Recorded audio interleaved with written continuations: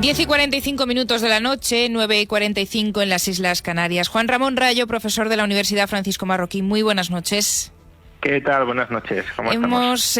Pues muy bien, hemos dedicado la primera parte de este programa, porque hoy era el día, sobre todo económico, a analizar, a hacer un primer análisis de urgencia de esas medidas, de ese plan anticrisis que ha presentado hoy el presidente del Gobierno. Lo hemos hecho con la ayuda de nuestro compañero de Libre Mercado, con Domingo Soriano. Hoy os hemos tenido que separar y ahora vamos a dedicar los próximos minutos pues a hacer lo propio con tu ayuda, porque Rayo, yo no sé por dónde empezar, pero quizá por centrarte el balón, hoy vemos a un presidente del Gobierno hacer balance de final de año diciendo que España avanza, que vamos por la buena dirección y, sin embargo, acto seguido empieza a desgranar todas las medidas que ha aprobado hoy su Gobierno y que encabeza ese controvertido cheque de 200 euros para ayudar a las familias vulnerables a hacer la cesta de la compra. También la revisión de los contratos de alquiler, la congelación durante 6 meses, coincide justo con las elecciones autonómicas, la eliminación del IVA en los alimentos de primera necesidad, una reducción también, por ejemplo, en el caso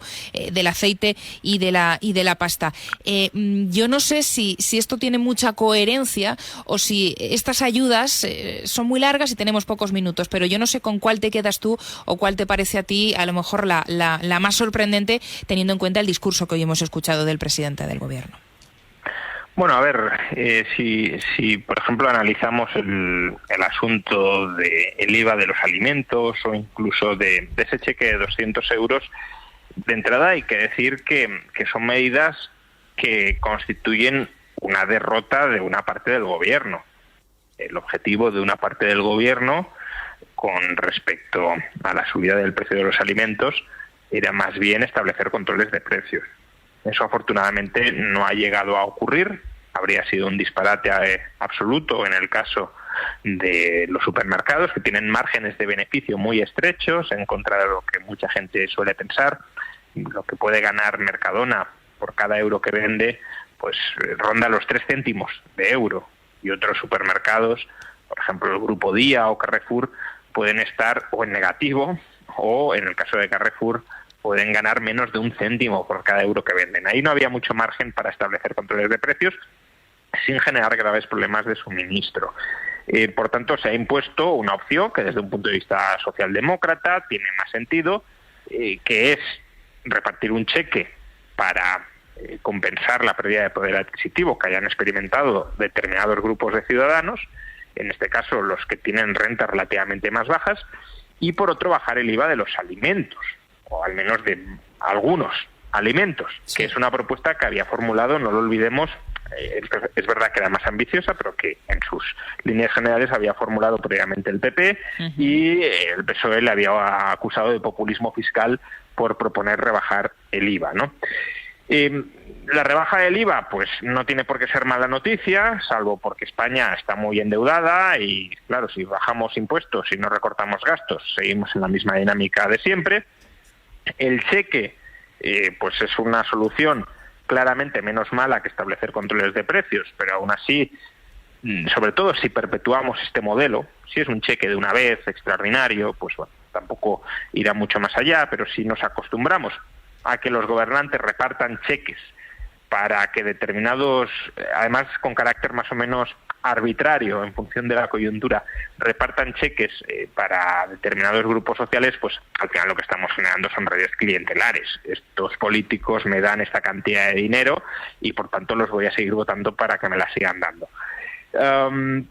Pero a su vez estas medidas ponen de manifiesto la falta de lógica de una medida que se ha retomado hoy y otra medida que se ha abandonado hoy.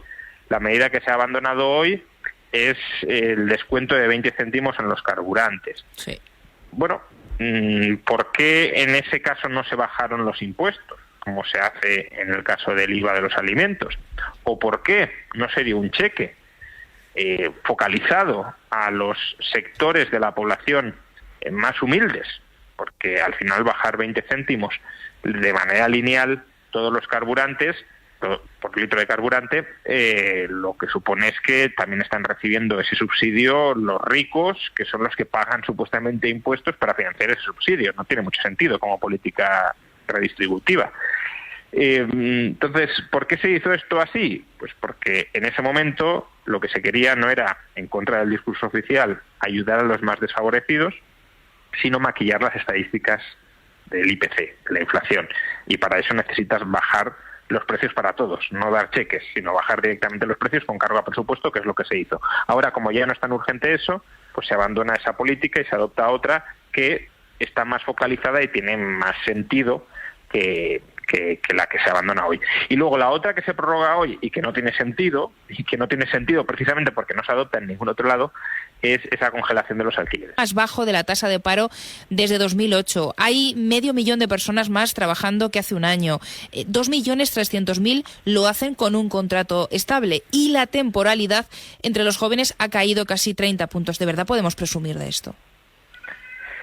Bueno, a ver, la inercia de creación de empleo de la economía española no viene de la reforma laboral. Si acaso vendrá de la reforma laboral de 2012. No olvidemos que la reforma laboral que aprobó este gobierno maquillaba algunas cuestiones, a lo mejor incluso en un aspecto interesante, no todo cambio tiene por qué haber sido negativo, pero eran matices que introducía a la reforma laboral de 2012. Por tanto, si cabe atribuir a alguna reforma laboral el ritmo de la inercia de creación de empleo que España encadena desde el año 2014, con excepción del año 2020, pues esa es la reforma laboral del año 2012. Eso es lo primero. Y lo segundo, y esta sí sería la parte que quizá podríamos atribuir en mayor medida a la reforma laboral del año pasado, el cambio en la tipología de contratos y en la predominancia de ciertos tipos de contratos de carácter indefinido sobre los contratos temporales, pues sí es cierto que ha aumentado el número y el porcentaje de contratos indefinidos gracias a que ha habido un proceso de sustitución del contrato temporal por el contrato fijo discontinuo. Y puede ser una mejora que haya más contratos fijos discontinuos y menos contratos temporales, porque al menos el trabajador temporal tiene una cierta relación laboral de estabilidad con su empleador y bueno, pues eso le permite hacer una mayor inversión formativa de capacitación en ese puesto de trabajo que sabe que recurrentemente, al menos idealmente, va a ocupar. Ahora, lo que es una trampa es equiparar el contrato indefinido que había antes de la reforma laboral, el contrato indefinido típico previo a la reforma laboral, con el contrato indefinido que prevalece hoy. Claramente ha habido, como decíamos, un incremento muy importante de los fijos discontinuos, que antes eran más bien marginales, y por tanto cuando decimos tengo contrato indefinido, puede ser que tengamos un contrato indefinido como lo entendíamos antes de la reforma del año 2022, sí, o que tengamos un fijo discontinuo que se asemeja bastante, aun cuando pueda ser algo mejor, pero se asemeja bastante a un contrato temporal. Y pretender que todos los nuevos contratos indefinidos son de la misma calidad que los previos a la reforma laboral, que es más o menos el mensaje que se intenta trasladar desde el Gobierno y desde el Ministerio de Trabajo, pues obviamente eso es hacer trampas. Como el martes que viene, Rayo, tendremos la oportunidad de volver a hablar también con Domingo Soriano y seguramente ya nos enfoquemos un poco más en lo que va a suceder, lo que nos espera en el año próximo, en 2023, te voy a hacer una última pregunta, muy fácil, porque además hoy no hemos conocido novedades al respecto en esa rueda de prensa que ha ofrecido el presidente del Gobierno. ¿Se acabará subiendo el salario mínimo interprofesional en 2023? Sí, desde luego, en términos nominales se subirá el salario mínimo interprofesional. Yo no tengo ninguna duda al respecto. La cuestión es en qué porcentaje. Y cualquiera de los porcentajes que se están manejando en la prensa, lo que ponen de manifiesto es que se subirá menos que la inflación del año 2022. Con lo cual, aunque la pregunta parecía muy obvia, ¿se subirá el salario mínimo?